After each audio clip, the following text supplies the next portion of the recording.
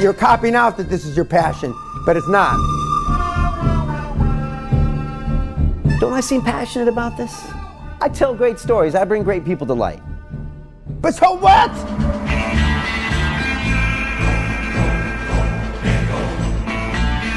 You're a cunt, Brian, not me. Explain. You're weak, and you want these people to like you. If these little cunts think that you're something now, I see you 1,000 times more. Because you love me, because you care. Yeah, absolutely. I know what you can be. They think you're a big fucking deal. I know you're not. And down deep inside, Brian, you know that I'm closer to being right than they are.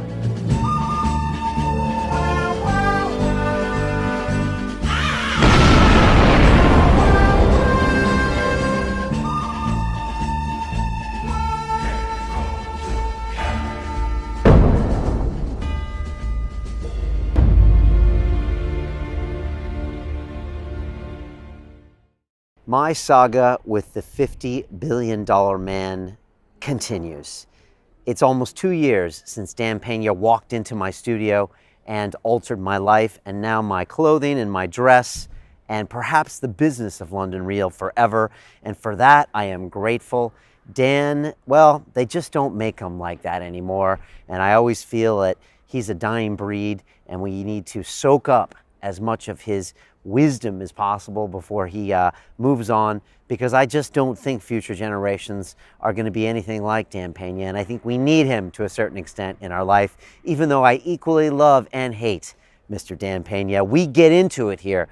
We go deep in this episode. At one point, we're yelling at each other. He calls me some choice names, and I ask, Dan, it's because you love me, and I believe he admitted that he does. This is the classic father-son narrative going back to biblical times. I think the son is trying to kill the father or prove himself to the father. I'm not quite sure what's going on. And yet the father needs the son in so many ways.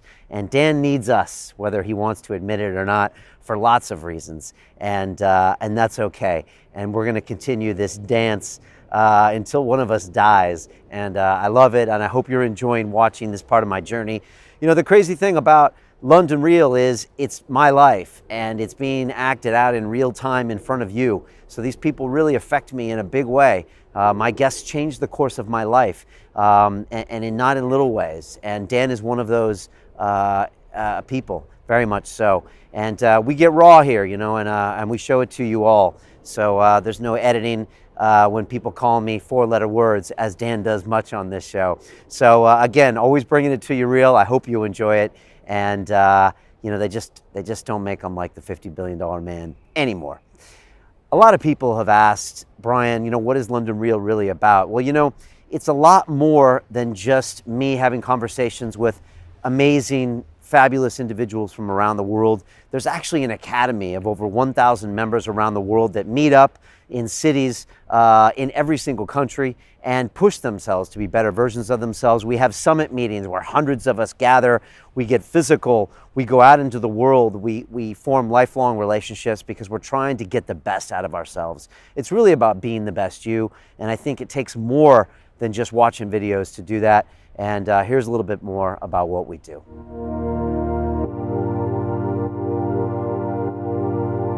The entrepreneurial journey, it can be a lonely road. I push myself in so many areas, but you know, you can't do it all yourself. The thing about the academy is, it's like, look, you have the ideas, you have the ability, you have the skill, and you have the sort of ambition for yourself. But when you have a group of people pulling you forward, it's so important. Accountability is what's missing from most of the programs or any gurus or any internet mentor that I had before. I wanted to get some accountability. I wanted to make myself accountable to a group, to you.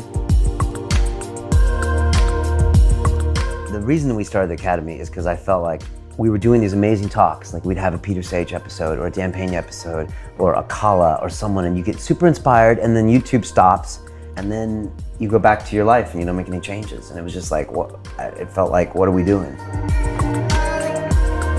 If you're designing your life right, the good times are now. And in a few years, you'll look back and say, wow, that was amazing.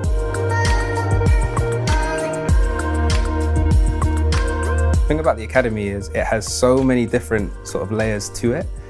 I think your web seminars are awesome. The way you broke it down and the style of your teaching is pretty awesome. I like the feed. When I have to motivate myself, I kind of look at others struggling and getting over those struggles. So I actually follow daily the feed.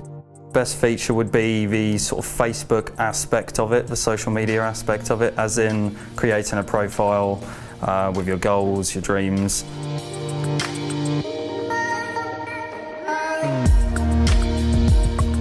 Everyone's on the same vibe, and we may be at different stages in our journeys, but everyone's on the same page at the end of the day. Everyone's really trying to push themselves and building the best you. It really resonates with me. And the fact that I'm committing a small amount of money and the fact that I'm actually trying to interact with those people means that I'm invested and means that I will keep it for the long run.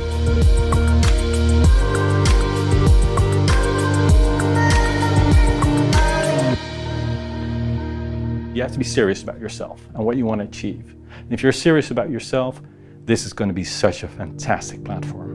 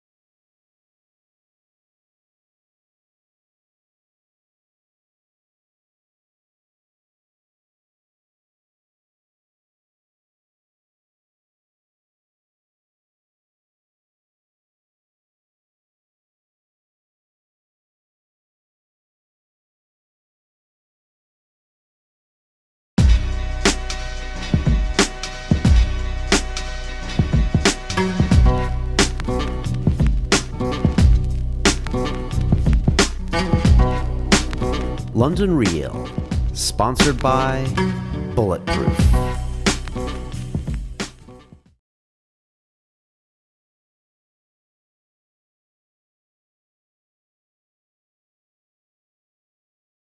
This is London Real. I am Brian Rose. My guest today is Dan Peña, who is an American-born businessman, entrepreneur, mentor, and creator of the Quantum Leap Advantage QLA methodology used to turn $850 into $450 million at the oil company Great Western Resources. You call yourself the $50 billion man because over the past 20 years, your mentoring programs have created over $50 billion in equity and value for your students. Some say more. You and I have a storied history together. We first met here in our studios 2 years ago. Followed by that, I attended your Castle seminar. We had our infamous event at the Ritz Hotel in London. I quoted you in my TED Talk. My daughter spoke at your 70th birthday party last year at Guthrie Castle in Scotland. Your episodes on London Real have been watched nearly 500,000 times. Dan Peña, welcome back to London Real. Thank you very much. Thank you for having me again. It's great to be back here. You turned 70 last year. I was at your party. My daughter spoke. It was a tremendous gala affair. Your wife, Sally, did an amazing job. You know, most men might be planning their retirement in their 70th year, but from what I can see, it looks like you're ramping things up. And I was wondering why you think that way, and what does this next year look like for you? Yeah, most of my contemporaries have toned their lives down, so to speak. And the last 3 or 4 years, I've done just the opposite. I didn't earmark 70 as to be a takeoff of anything special, other than in my 60s, I wanted to continue towards, from my middle to my late 60s, do more and more and be more and more, because as you've heard me say many times, QLA and Dan Peña are synonymous with being all that we can be. And 70 is just a year. I don't feel 70. I don't believe I look 70. I certainly don't act 70. So it should not be anything other than another birthday. But I am ramping things up, but I have been ramping things up basically since I first met you, or actually before we first met almost 2 years ago, and we sat for our first interview. And because I'm trying to continue to push the edges of the envelope. One of the new things in the seminar, actually, since you've been there, we've added, is that for the kids, and I call you all kids because I'm either old enough to be your father or your grandfather. The kids have to, in their weekly reports, which they have to register now daily, instead of weekly reports where they fill out the last day or two, it's daily reports that then they send me once a week. But you have to do something every day that scares you.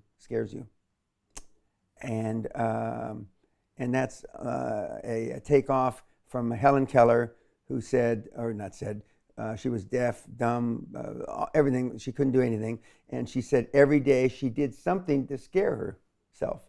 Well, if you and I had all those afflictions, just getting out of bed would be scary enough.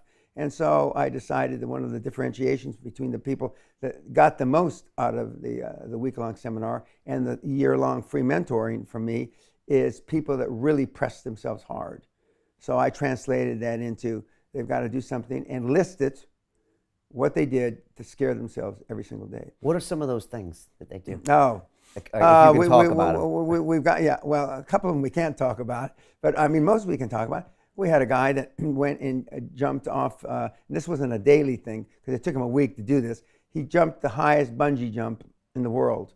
Now, I recently bungee jumped a couple years ago, but I didn't jump off the highest. He sought out the highest, okay? Another guy sought out jumping out of a plane, and a lot of people jumped out of a plane. I have myself, without a parachute, and having a guy skydive to catch him. No chute, no backup chute, no safety chute. Well, I'd think twice about that. Although I've done it, I think twice. When I was younger, I think twice that, let's say Brian Rose is going to catch me. You know? I'm not so sure that would happen. So we have things like that. We also have things that, just for a person that has never made a cold call, okay, make 100 cold calls in a day. A cold call is defined by not ringing it and getting an answering machine, but getting through to somebody, having to get by gatekeepers, secretaries. Others are making financial presentations. And it goes from there. It goes all over the board. But you have to do it every day, something. So in a month, you're doing it 30 days. And we don't give off weekends, in case you don't recall. I mean, that's 30 times. So by the time they get to the second or third month, and they've done this, and give them the benefit of the doubt, something happens. So then when you did it 20 times in a month, you do this 40, 50, 60 times, you're a different person. You're a different person. For example, one of the scary things one of the guys did was to tell his in-laws to stay out of their fucking life. He and his wife. Now, just imagine, you're going to tell your in-law to stay out of your fucking life. You're fucking up your daughter, my wife. That's a scary thing. Some of the things are, a daughter's going to tell parents, I can't be there every weekend to come and see you. And they're not sick and they're not dying or anything like that. And so, but you do something that scares you, because what we've done now is we've developed a methodology to make people feel comfortable being uncomfortable. And that's a quantum leap, pun intended.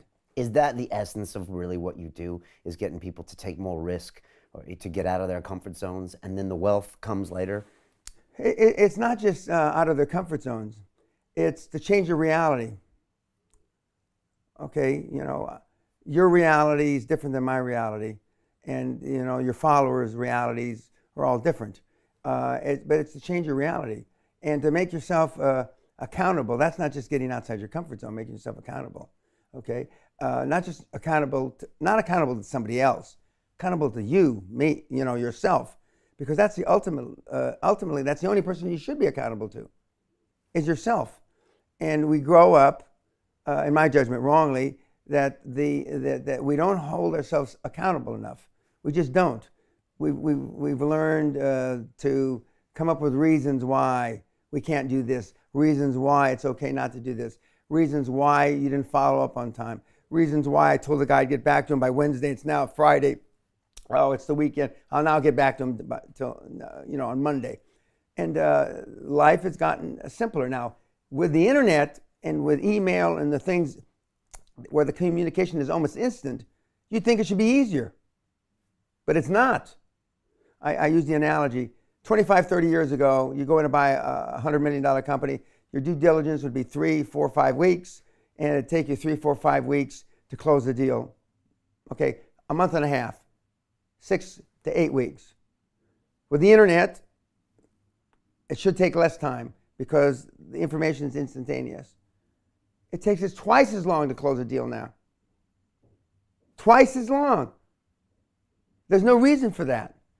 Things haven't gotten twice as complicated, but somebody has to put their name on the line. Somebody wants to push off the accountability. Somebody would rather have Brian sign off on it, so I go home early on a Thursday knowing you're going to come in early on a Monday and your signature will be on the document instead of mine, because I don't want to be accountable. And so life has become more tedious. And I see it in the kids that come to the seminar, that the kids come in stressed. And back in the 90s, the kids didn't come in as stressed.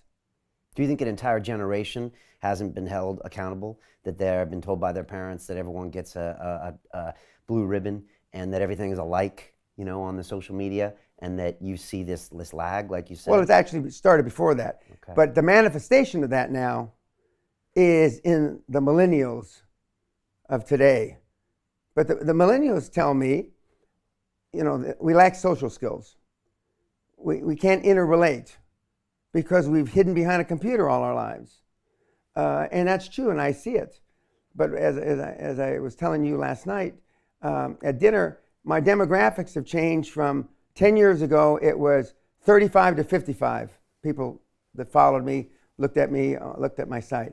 Now it's 20 to 35. So we've switched down almost a generation in age, because now the kids can see and gather information almost instantly. Nobody's making decisions any quicker, but they can see and they can gather this information. So I've got a whole new generation of kids that follow me. I think I told you that this last seminar, 24 people, we had 6 people over 40, 6, and we had 18 people that were 29 or younger. And we had a 13, an 18, and a 19, no, 15, 18, and 19-year-old. Now, the 15-year-old came with his dad, who was 53, who was the oldest in the seminar. And, but the kids are appreciating what they don't like quicker now. Do you think they're seeking out what they don't have, even if it's subconsciously? Because there's nobody in their life that's telling them like it is, that's straight. I'm not so sure it's subconscious. You know, a lot of the kids say that I'm the alpha father role model that they never had. I don't know if that's true or not. We'll know, you know, maybe after they put dirt on me. But I do know that I don't believe the kids lack intelligence. I don't believe the kids lack anything other than leadership and guidance. And the kids are looking for it. Now, mine's a special kind. No question about that. Yours is a special kind. Yeah. And I remember being in your castle in one of your trophy rooms with a lot of your animal heads on the wall. And I think I was next to your bear. It's a huge bear, and it's the bear that I think you ultimately stabbed. Correct. With your bare Killed hands. with a knife, yeah. And killed him with a knife. And I was looking at the bear. I just spent a week with you in the castle. Politically correctness is not even in your vocabulary or anything. No. You say what you want. You got pictures on your wall of Hitler and Mussolini next to Jesus. Correct. And you got Rolls Royce and Ferraris out front. And I said, love him or hate him. And Dan, I love you and hate you simultaneously. Uh-huh. You have to admit, there's no one like Dan Pena. And you're an original. And you're something that I don't think people they don't find very often. And so when they see you, even these young kids, do they just see something they don't see anywhere else? Well, that's part of it. But there's a sense of a reality that they have read about in books, but never experienced. They've never tasted it themselves. And, you know, I am the real deal. Now, you know me a couple of years now. I'm the same on camera, off camera. I'm no different. And and I'm certainly, as you quite accurately put, I'm not politically correct. There's nothing about me that's politically correct. As my lovely daughter, we're here, she'd say, my daddy treats everybody the same, like shit. He doesn't discriminate. My daddy doesn't see whether you're black, red, blue, yellow, transgender. He doesn't see any of that. All he sees is another person, and if he doesn't like what you're saying or doing, he tells you. And if you should be stupid enough, this is my daughter talking, to ask him his opinion, he'll fucking give it to you. And it probably is not going to be something that you want to hear. And so the kids today have this need. It's like this thirst for guidance. And the kids do better in the year-long mentor program than the older kids. So the kids in their teens and 20s do better than the guys in their 40s and 50s. That's because the guys in their 40s and 50s got a lot of baggage. Bad habits, you know, and it's tough to get rid of them. And motivation gets you started. Good habits keep you going. Most people just have piss poor habits. And, I've had these same habits for about 50 years now, okay? About 50 years. And I don't even think about it. I mean, it's just like brushing my teeth, taking a shower. I just do it. And one of the other interviews that I did with you, I said, when I do feel wimpish, which isn't too often, I just say, what's wrong with you, you cunt? Come on. And I just go out and do it. And I do that about my entire life. Everything about it. And I know that if I hadn't built up these habits 20, 30 years ago, at age 70, I certainly wouldn't be doing this, because I haven't had to work in a long time, since my middle 30s. So half my life, I've had the wherewithal to not have to work. And a lot of people, a lot of reelers, ask me, how do you get up in the morning? What motivates you to get up in the morning? One of my goals for this year was to go to the gym twice a day. Not once a day, twice a day. And of course, I don't go to a gym per se. I have gyms in my home. So I got to walk 50 feet or 50 yards or something. So it's not like I got to get in a car. But, if I didn't, if I had to get in a car, I'd still do it. And because, working out is part of my lifestyle. And I mean, good habits are hard to come by. But what's even harder to come by are people that have good habits that you can be around. That's even tougher. Why is that? Because you are, as I've said before, you are the average of the 5 people that you spent the most time with growing up. That's normally your dad, your mom, blah, blah, blah. But show me your friends now and I'll show you your future. And most of the guys, not just watching this program, but most of the guys and gals on the planet, let's go out and have a drink after work. You don't say, oh, well, he's a high performer, she's a pisshead, that's not how you pick the group, is it? A bunch of guys get in a car or they get in the lift, go downstairs, walk across the street to the pub, right? Right. Well, next, if you think about it, okay, well, I really don't mind having a drink with those 2 people over there. So why don't you initiate the request and say, why don't you and I, the 3 of us, go have a drink? Let's say that they're your supervisors. They're people that you look up to. They're more successful than you are, as opposed to the way that you do it now. So people don't spend enough time selecting that peer group, even Correct. if they have the good habits. You're Correct. saying that's not enough. Yeah, because they go to default. Okay. What are some of your other good habits before we move on? You said, well, working out I know is one of them, but what are some of them, if you had to pick 3 or 4, that highlight you as a high performer? I never give tacit approval. What does that mean? Tacit approval is you say some bullshit, okay?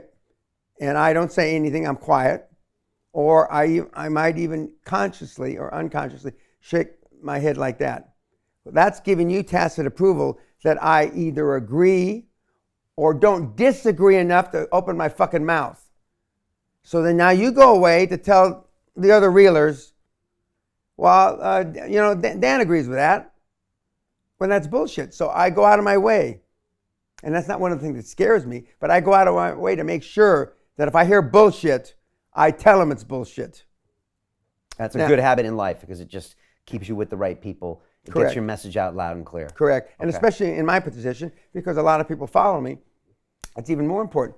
Yourself included. More people follow you than follow me. So, I mean, it's even more important. But most of the people that are in what I call the personal development game do just the opposite because they want to sell them something. They've got something to sell. And after they've sold them something, Brian, they've got something to upsell them. And then they got another upsell and another upsell. I have no fucking upsells. I give everything away. The only place I make people put skin in the game, if you want my free mentoring program at the end of the seminar, you got to pay to get to the seminar. But as I've told you before, and I told, with the greatest respect, BBC earlier before I got here, I used to do the fucking seminars for free. Fucking free. And put 700, 800, 900 people in a goddamn hotel auditorium at the airport. But it didn't work because they didn't have skin in the game. It didn't work. Right. And now what do they pay, roughly, to come 20 see you? grand. Okay. Dollars. Sterling. Sterling. Okay. And that's the way that works because you get them with skin in the game. All right. No tacit approval. Good. Give me a couple more. You already said working out. No tacit approval. Clean my Sam Walton's sundown rule.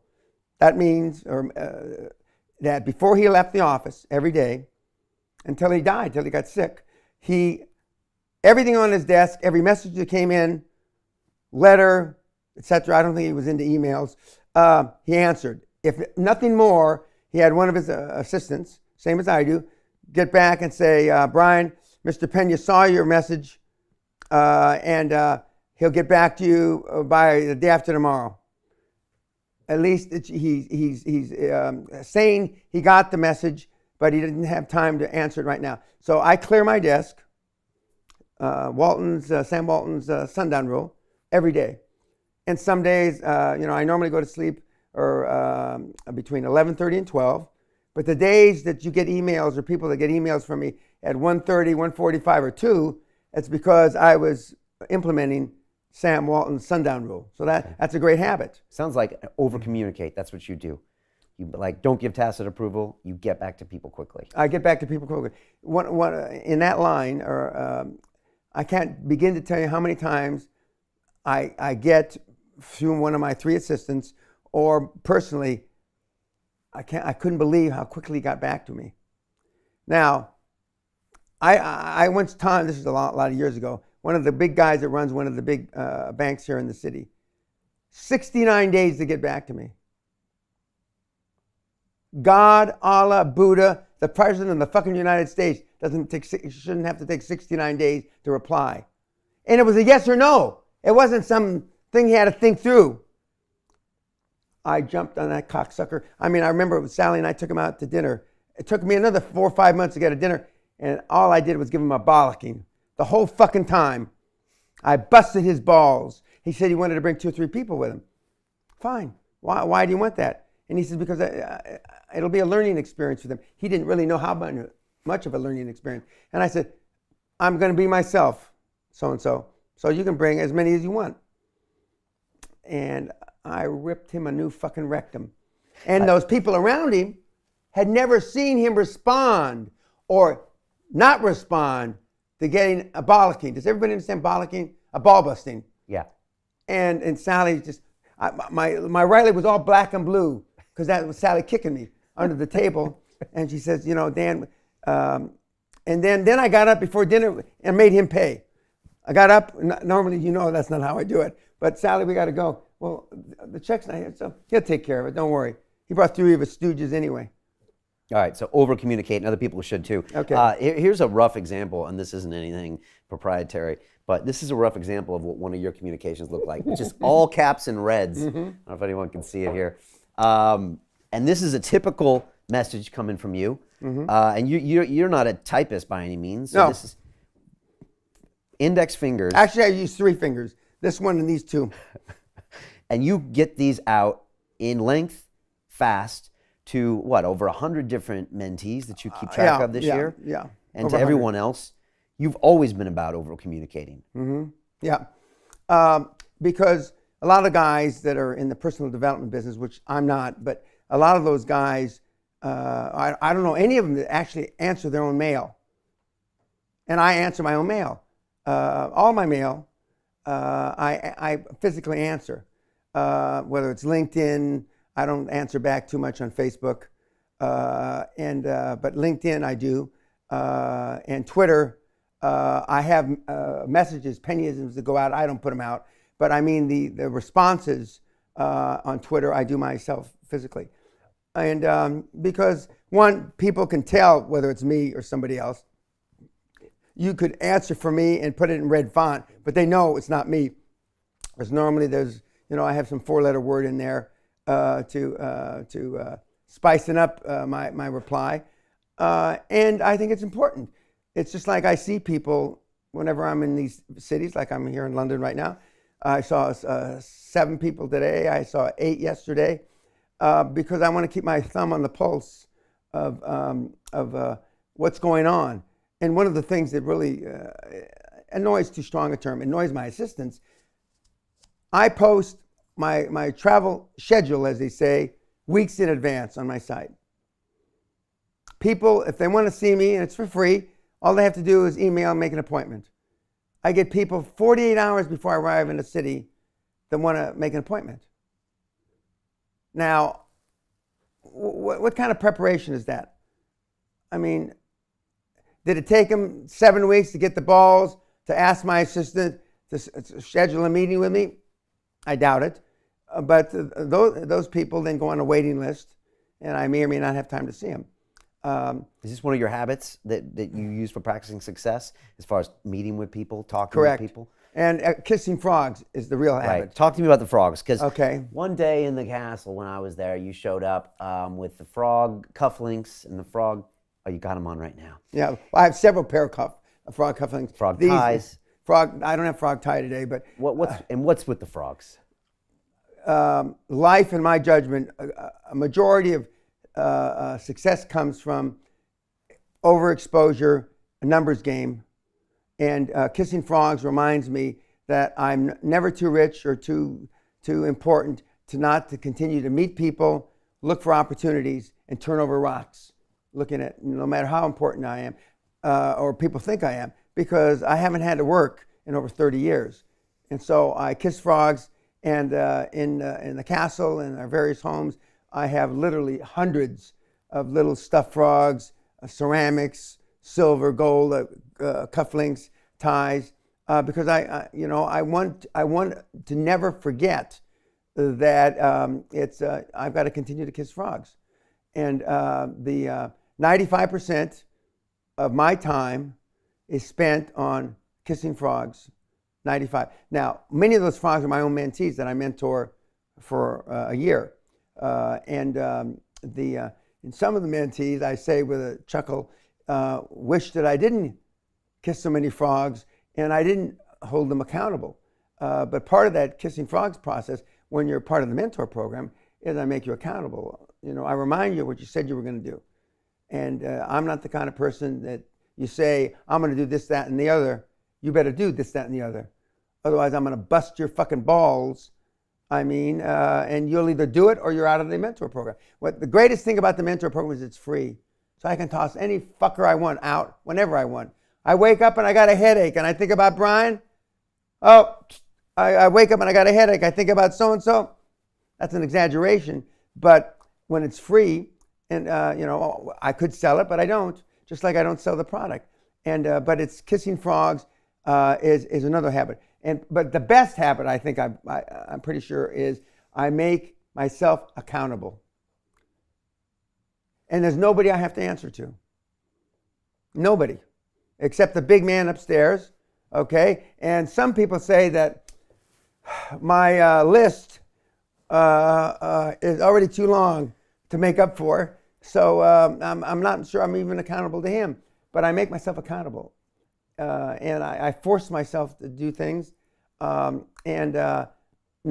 Sally says, do we have to, do that?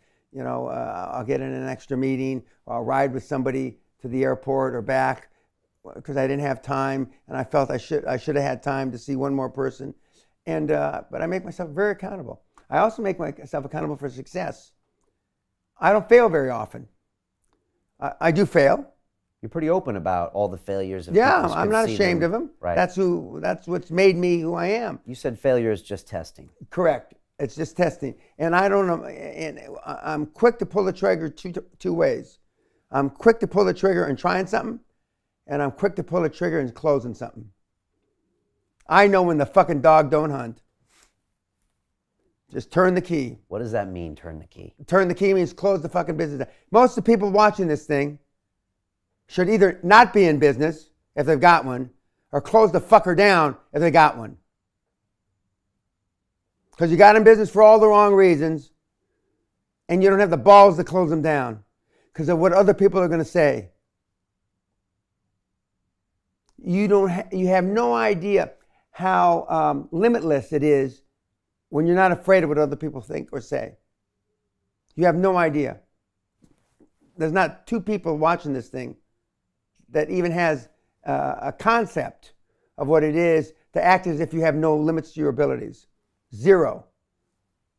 And that ties into the self-esteem. Correct. And that ties into what we see lacking in this world, and we see a lot of other signs of that. And Donald Trump is the preeminent manifestation that, at least in America, they're up to here with it. They know that Donald doesn't say everything that's truthful. They don't give a shit because they know no fucking politician gets elected on truth.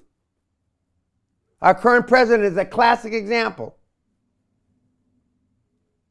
He is a perfect example, the manifestation that the world or America is fed up with all the bullshit. And I believe that political correctness is a manifestation that the world has a lack of self-esteem. So we had lack of self-esteem. We get an Obama. And the fact that Trump is getting support, is that showing that we're shedding that off a little bit? When he becomes president of the United States, it's a long shot. I said a year ago, if he's serious about being president, he will rock not only the United States of America, he will rock the world. 5 months ago, he says he's going to punch Putin in the mouth, if you recall. 6 days later, Putin says, I like that man. What does that tell you, Brian? What does that tell these people listening? What? Respect gets respect. Instead of all this political horse shit. If Donald Trump becomes president, he's going to rock the planet.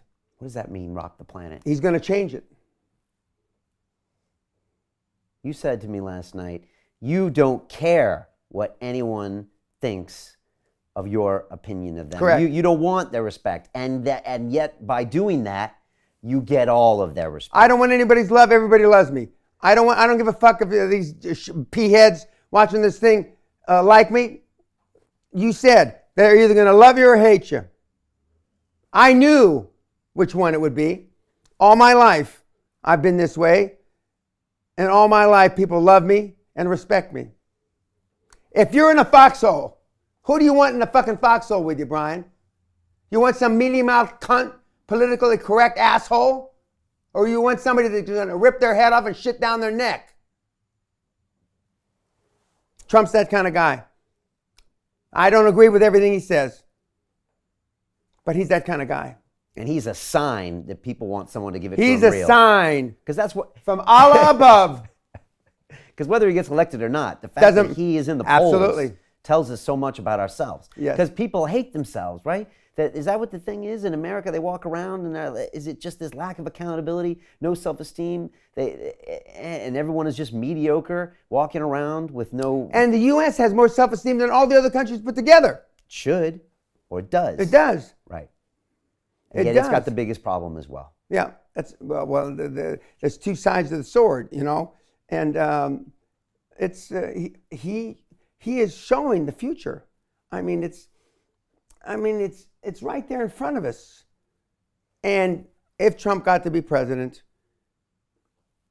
Allah doesn't even know who's going to be the next prime minister. I mean, it's going to, he'll rock it. Now, whether he does or not, I don't know. But the other side of that coin is Bernie Sanders. God help us. He was a fucking communist 35 years ago. Now he's a socialist. He's in the Senate for 15, 20 years. And he's kicking Hillary's ass. What the fuck does that say? I mean, the U.S. is ready for change. They're so fed up. And the U.S. gets a cold or sneezes, the rest of the world gets a cold. You know, Trump gets elected and we see a wave. I'd love to see Bernie run against Trump. Because either way, the world's going to change. It'll change better for me if Trump's elected.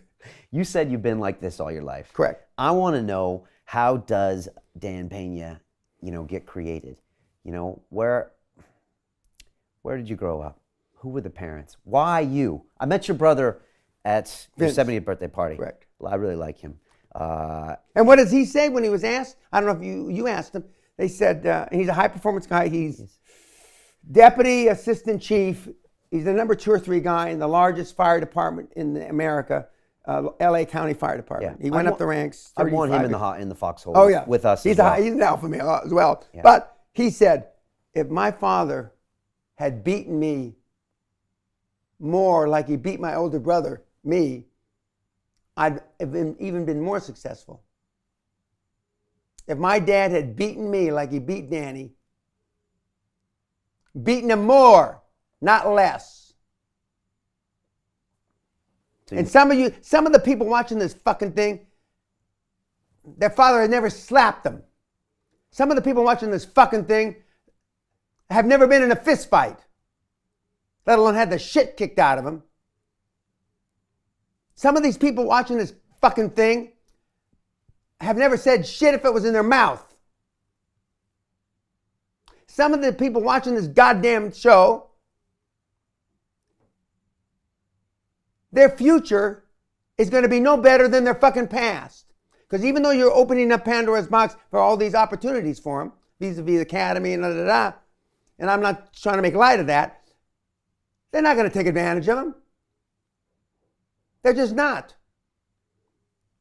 And what I know at 70, and through Allah, and I'm not slagging off Muslims, but through Allah, God, Buddha, whoever, I knew this 40 years ago. And they part need, of that. They needed what? A stronger alpha male parent. Correct. They needed accountability as kids. Correct. And a beating. Correct. To watch the rest of this fascinating interview, click on the link below and go to londonrealacademy.com. There you can sign in with your social media, log in and watch the rest of the episode for free, along with all of our episodes on London Real, my webinars, and all of our premium content, all located over at londonrealacademy.com. So click on the link below, you'll be directed there and you can watch the rest of this fascinating interview, and I'll see you there. The book. By accident, there was a Reader's Digest summary of a book by